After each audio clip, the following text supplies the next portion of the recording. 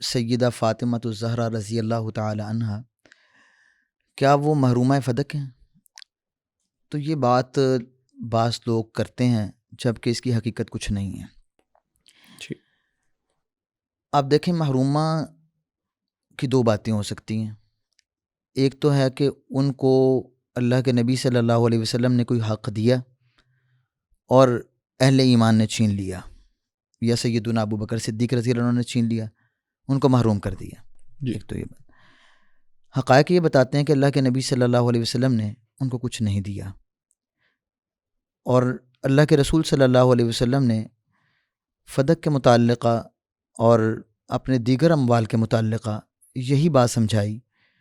رسول مکرم صلی اللہ علیہ وسلم کی حدیث ہے صحیح بخاری میں کہ میرے ورثاء درہم و دینار کو تقسیم نہ کریں، بلکہ جو میں چھوڑ کے جا رہا ہوں وہ میرے بیویوں کا خرچہ ہوگا، میرے عاملین کے ان کے اوپر خرچ ہوگا، اور اس کے بعد جو بچے گا وہ صدقہ ہوگا۔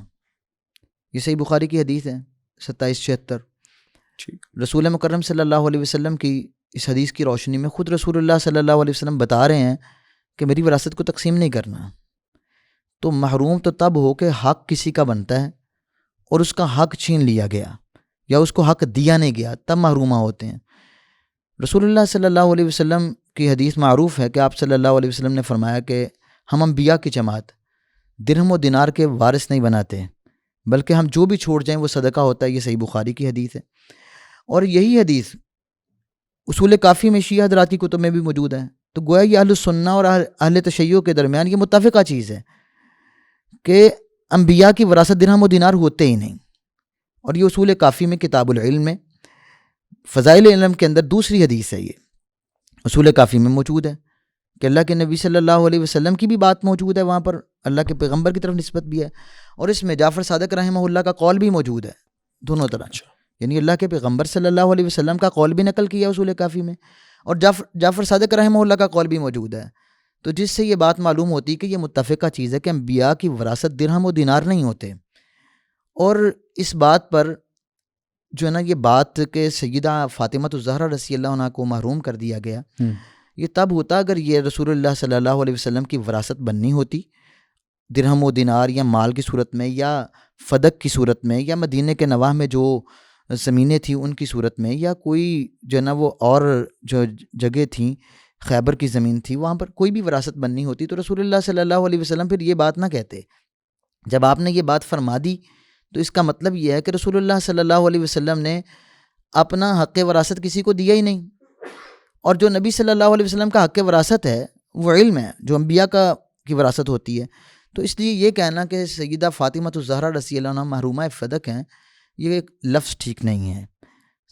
اور اس بات کو سیدہ فاطمہ الزہرا رضی اللہ تعالی عنہا کی محبت میں یہ بات کرنا یا آل رسول کی محبت میں بات کرنا، یہ بالکل حقائق کے خلاف ہے۔ ان کو بالکل محروم نہیں کیا گیا، بلکہ صرف رسول اللہ صلی اللہ علیہ وسلم کی یہ حدیث ہی سنائی گئی جو میں نے ابھی آپ کے سامنے عرض کیا کہ اہل تشیع کی کتابوں میں بھی ہے، اہل السنہ کی کتابوں میں بھی ہے۔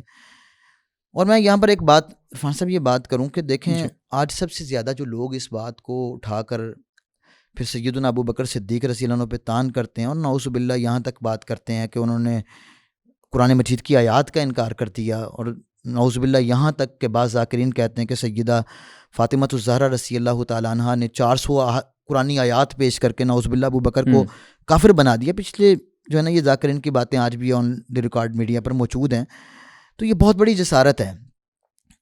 تو بس اس لیے جو ہے نا اب یہ کہاں یہ باتیں لکھی ہوئی ہیں، اور یہ بات جو لوگ کرتے ہیں اگر آپ حقیقت کو جانیں تو ملا یحضر الفقی، یہ شیعہ حضرات کی اصول اربع کی کتاب ہے، اور اس کے اندر یہ بات لکھی ہوئی ہے کہ لڑکی کی وراثت نہیں ہوتی۔ تو اب جو نا جن حضرات کے ہاں یعنی اہل تشیع کے ہاں بیٹی کی وراثت نہیں، ہاں جی بیٹی کی وراثت نہیں ہے، اور جن لوگوں کے ہاں بیٹی کی وراثت نہیں ہے وہ لوگ اس بات کا یہ چیز ان کے ہاں معروف اور مقبول ہے۔ یہ میں بتا رہا ہوں کہ جس طرح اہل السنہ کی اصول ستہ ہیں، سیاستہ ہیں، اس طرح اہل تشیع کی اصول اربع ہیں، 4 حدیث کی بنیادیں، ان میں ملا یحضر الفقی کے اندر یہ باقاعدہ طور پہ بات موجود ہے۔ اچھا، ہاں جی، کہ بیٹی کی وراثت نہیں ہوتی۔ اس کا مطلب یہ ہوا کہ جو بیٹی کو وراثت دینے کے خود قائل نہیں ہے، ان کی طرف سے یہ دعویٰ سیدہ فاطمہ رضی اللہ عنہا کے حوالے سے کرنا جبکہ آپ نے بتایا کہ رسول اللہ علیہ الصلوۃ والسلام نے اپنے حوالے سے خصوصی یہ ذکر فرمایا کہ ہم جو چھوڑ کے جائیں گے وہ صدقہ ہوگا. تو ایسے لوگوں کی طرف سے یہ دعویٰ یہ محض ایک شرارت ہے. بالکل ایسی بات ہی ہے.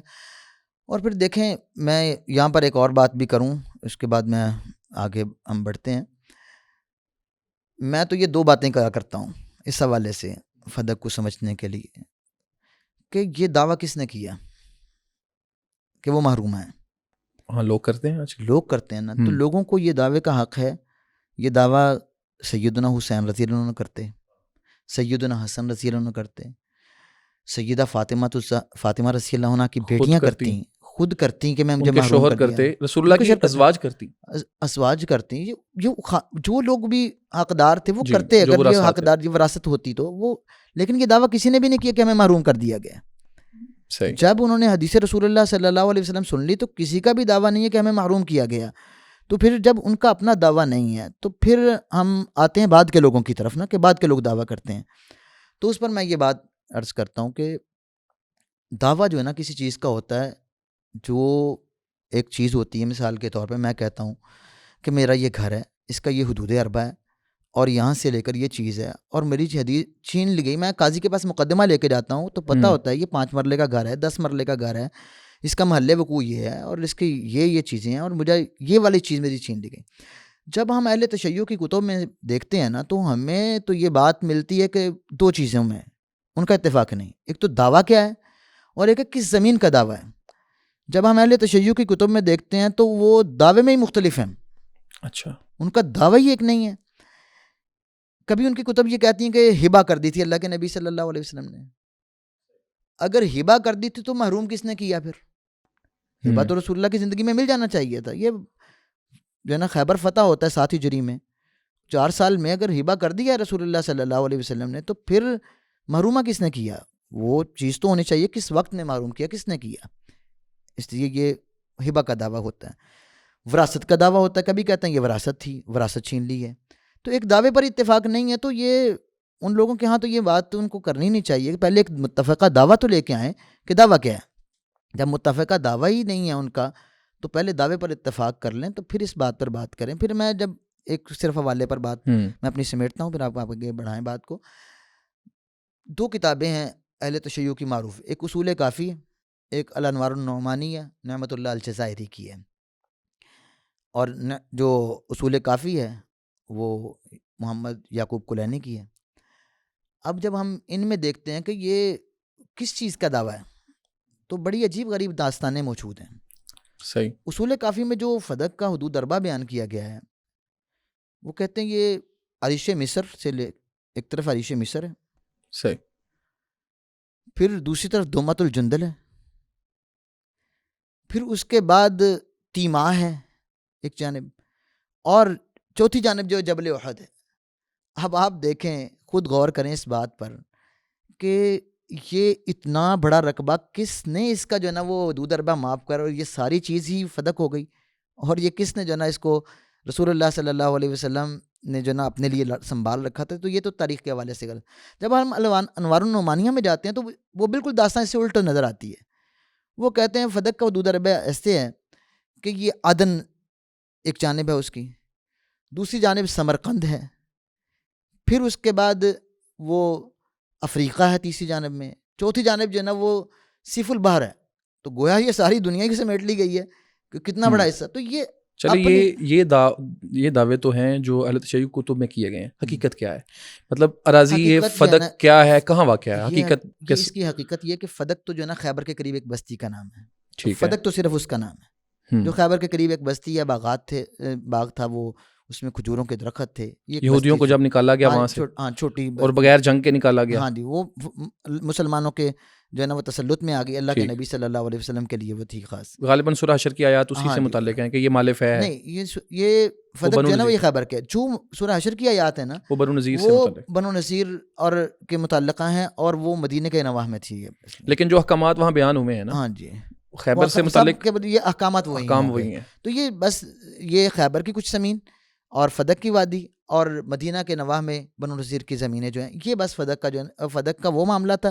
اور یہ رسول اللہ صلی اللہ علیہ وسلم کے لیے خاص تھیں یہ جگہیں جو رسول اللہ صلی اللہ علیہ وسلم کو اللہ تعالیٰ نے جو ہے نا مال فہ کی صورت میں دیا تھا، بغیر جنگ کے جو مال بغیر حاصل جنگ کے ہوا۔ مال تھا۔ اچھا، آپ کی پوری گفتگو میں یہ بڑی سرپرائزنگ ہے بات کہ جو لوگ سیدہ کو محرومہ فدق یا یہ کہتے ہیں کہ بیٹی کو وراثت سے اس دن سے محروم کیا گیا جس دن سیدہ کو محروم کیا، حالانکہ ان کا اپنا مسلک یا منہج یہ ہے کہ بیٹی کی وراثت ہے ہی نہیں۔ یہ بڑی ایک حیران کن بات ہے۔ میں